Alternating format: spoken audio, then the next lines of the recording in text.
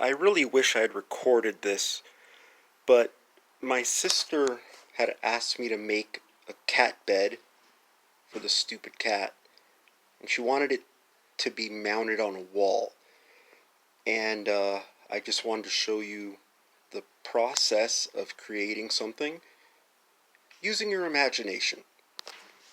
This was my first prototype. I used it with just literally stuff I had laying around. Um, there's some little tiny legs.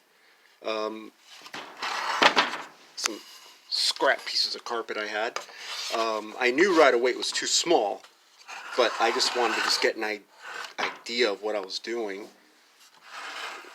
Kind of wing that cat head thing. My sister liked it. It obviously had to be bigger. This is called research and development, I think. Here's my second one. Looks a little more like a bed. I used some thinner wood. And making stuff should be enjoyable. You should have fun.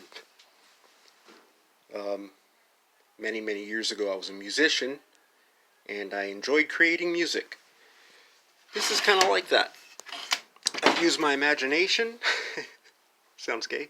And yeah, so there's a third one coming from this. The process of creation, just like God.